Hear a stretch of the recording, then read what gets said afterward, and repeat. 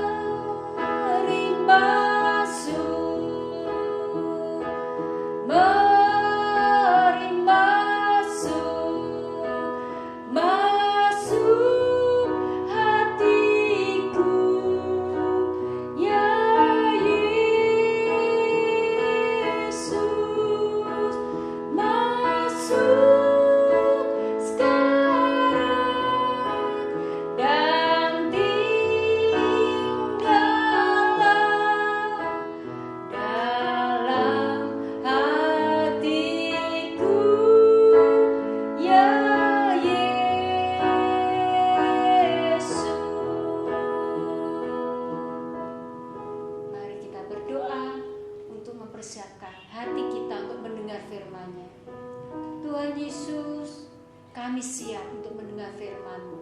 Berbicaralah Tuhan kepada kami. Biarlah Roh Kudus menolong kami untuk kami mengerti firman-Mu yang hari ini yang akan kami dengar. Terima kasih Tuhan. Amin.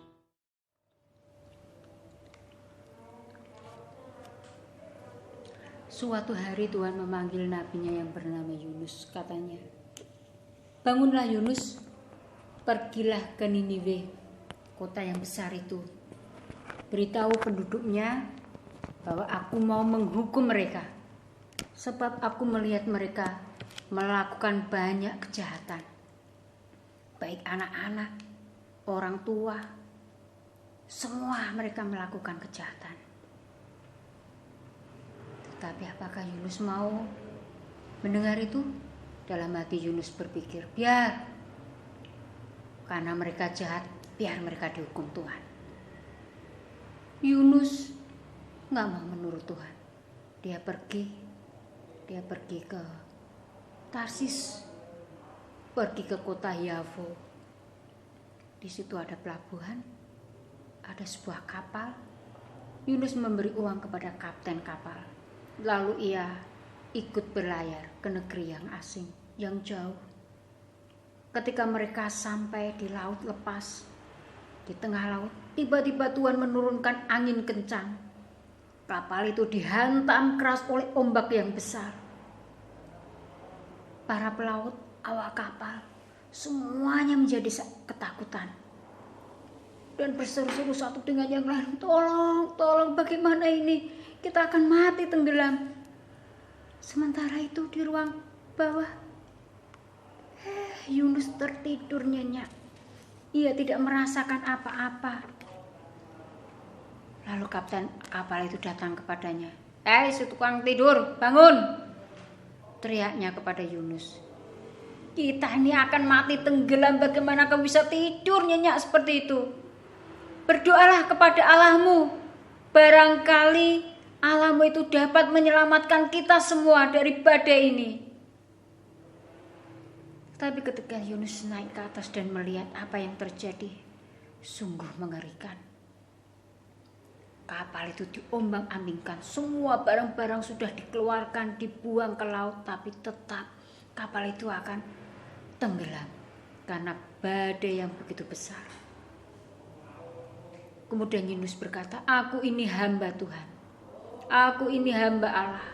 Allah yang membuat langit, laut, dan bumi dan segala isinya. Aku telah melarikan diri daripadanya. Itu sebabnya kita mengalami badai ini.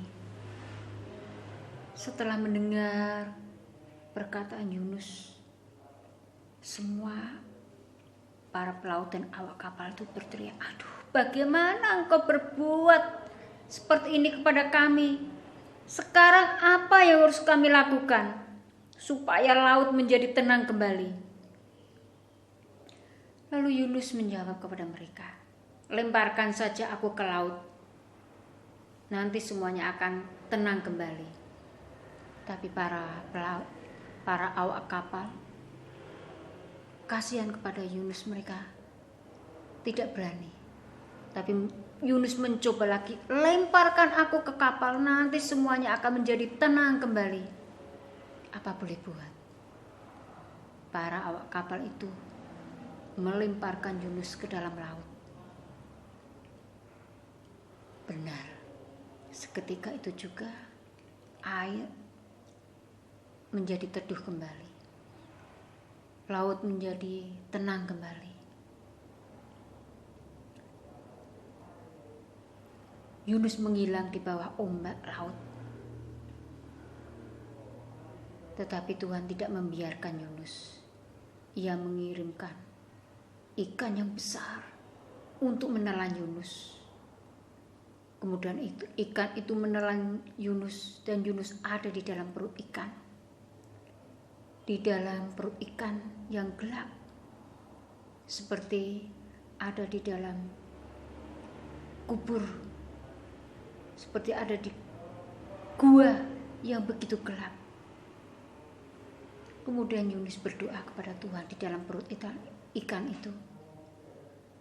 Aku berseru kepadamu ya Tuhan, selamatkan aku, tolong aku.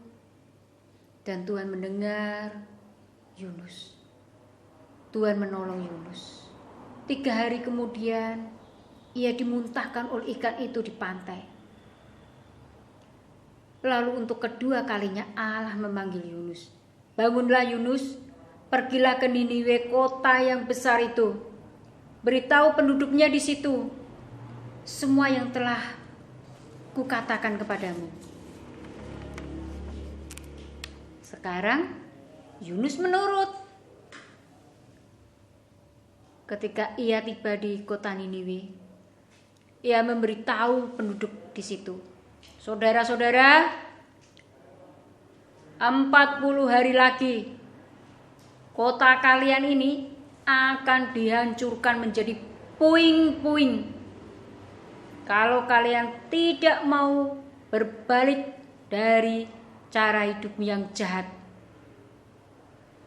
Penduduk Niniwe percaya kepada kata-kata Yunus, dan raja mereka juga percaya. Kemudian raja bangkit dari tahtanya. Ia melepaskan mahkotanya dan memakai pakaian usang. Itu tanda bahwa ia sangat sedih. Lalu raja itu berkata kepada rakyat Niniwe, dengarlah baik-baik, semuanya. Kalian semua harus meninggalkan cara hidup yang jahat. Kalian harus bertobat. Kalian semua harus berpuasa untuk minta balas kasihan Tuhan. Juga hewan, semua, baik kambing, domba, lembu, semua jangan diberi makan. Anak-anak juga semuanya berpuasa. Kalian juga tidak boleh memakai pakaian yang bagus-bagus, tetapi kalian harus semua berdoa dan memakai baju yang usang. Kalian semua harus berdoa kepada Allah, minta belas kasihannya. Ya Allah, kami menyesal karena telah melakukan perbuatan yang jahat yang selama ini kami lakukan. Kalau kalian berdoa, mungkin barangkali Tuhan tidak marah dan kita boleh tetap hidup. Allah melihat apa yang dilakukan oleh penduduk Niniwe. Mereka semua menyesal daripada dosa-dosanya dan berdoa memohon ampun kepada Tuhan.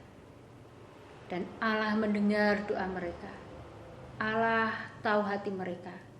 Lalu Allah memutuskan untuk tidak menghukum kota itu. Amin.